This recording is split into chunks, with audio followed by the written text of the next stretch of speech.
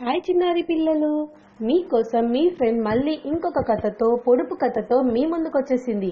నా పేరు శృతి. నేను చెప్పే కథలో మంచి మంచి విషయాలు వినాలనుకుంటున్నారా? అయితే నా ఛానల్ని సబ్స్క్రైబ్ చేసుకోండి. మీరు తెలుసుకున్నది మీ ఫ్రెండ్స్తో షేర్ చేసుకోండి. ఈరోజు మనం తెలుసుకోబోయే కథ ఏంటో చెప్పనా? మనం 2 పక్షుల గురించి తెలుసుకుందాము. ఓకేనా? Ready friends? ఒక అడవిలో ఒక పెద్ద చెట్టు ఉంది. ఆ చెట్టుపై 2 పక్షులు గూడు కట్టుకుని సంతోషంగా జీవిస్తున్నాయి. ఒక రోజున పెద్ద వర్షం కురుస్తుంది.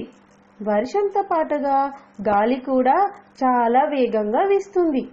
అప్పుడు ఆ 2 పక్షులు చలికి వణుకుతూ సురక్షితంగా చెట్టుపైనే ఉన్నాయి. అప్పుడు ఒక కోతి చలికి వణుకుతూ ఎక్కడి నుండో పరిగెత్తుకుంటూ ఆ 2 పక్షులు ఉన్న చెట్టు కిందకి వచ్చింది.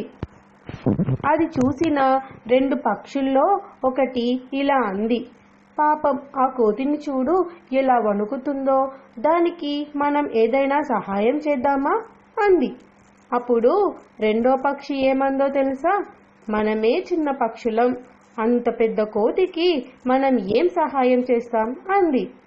అప్పుడు మొదటి పక్షి, సహాయం మనకు మనమే చేయాలని లేదు కదా, ఏదైనా దారి చూపడమో సలహానో ఆలోచనో చేయొచ్చుగా అంది. దానికి రెండో పక్షి, సలహానా? ఆయన అసలే కోపిష్టివాడు, అతను నీ సలహా వింటాడా అంది. దానికి మొదటి పక్షి ఏమందో తెలుసా? మనమైతే చెప్పి చూద్దాం, వింటే వింటాడు, లేకపోతే లేదు అంది. అప్పుడు రెండో పక్షి, సలహా చెప్తా అని చిక్కుల్లో అయితే పడకు, ఇక నీ ఇష్టం అని చెప్పి ఊరుకుంది. అప్పుడు ఆ పక్షి కోతితో ఇలా అంది, కోతి బావా, ఓ కోతి బావా, ఇదిగో ఇక్కడ పైకి చూడు అని పిలిచింది. దానికి ఆ కోతి పైకి చూసి, ఓ పక్షివా, ఏంటి నన్నెందుకు పిలిచావు? నేనే వర్షంలో తడిచి వణుకుతున్నాను, నన్ను అనవసరంగా విసిగించకు అంది. విసిగించడానికి పిలవలేదు, నేను ఒకటి చెప్పడానికి పిలిచాను, కానీ మీరు కోపడకూడదు, సరేనా అంది ఆ పక్షి. దానికి ఆ కోతి ఏమందో తెలుసా? అసలు ఏం చెప్పాలనుకుంటున్నావు, త్వరగా చెప్పు, నేను నా స్థావరానికి వెళ్ళాలి అంది. ఏమీ లేదు, చిన్న ముక్కు ఉన్న నేనే ఎండకి వానకి నన్ను రక్షించుకుంటూ గూడు కట్టుకుని ఇలా జీవిస్తున్నాను.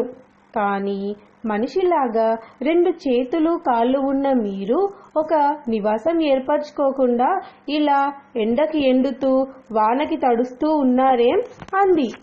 పక్షి మాటల్లో నిజం ఉన్నప్పటికీ కోతికి చాలా కోపం వచ్చింది. అప్పుడు వెంటనే గబగబా చెట్టుపైకి ఎక్కి పక్షుల గూడును పీకేసింది. పాపం ఆ పక్షులు బాధపడుతూ అక్కడి నుండి ఎగిరిపోయాయి. చూసారా ఫ్రెండ్స్? అందుకే మనం ఎదుటి వారికి సలహా ఇవ్వబోయే ముందు ఆ సలహా వారికి చెప్పొచ్చా, అది వారు వింటారా అని ఆలోచించి సలహా ఇవ్వాలి. పాపం ఆ పక్షులు ఆ కోతికి సహాయం చేద్దామనుకున్నాయి, కానీ చూసారా ఆ కోపిష్టి కోతి ఏం చేసిందో? సో ఫ్రెండ్స్, ఈ కథ మీకు నచ్చింది కదా? ఇప్పుడు మిమ్మల్ని ఒక పొడుపు కథ అడగబోతున్నాను. అది ఏంటంటే, అందరాని వస్త్రంపై అందరి వడియాలు. ఏమిటది? ఈ పొడుపు కథకు ఆన్సర్ మీకు తెలిస్తే కామెంట్ బాక్స్లో ఆన్సర్ పెట్టండి. లాస్ట్ టైం అడిగిన పొడుపు కథకు ఆన్సర్ ఏంటో చెప్పనా? చెప్పేస్తున్నా. ఆన్సర్ ఏంటంటే ఆకాశం. ఓకేనా పిల్లలు? మళ్ళీ ఇంకొక కథతో పొడుపు కథతో త్వరలో మీ ముందుకు వచ్చేస్తుంది మీ శృతి. బాయ్ పిల్లలు.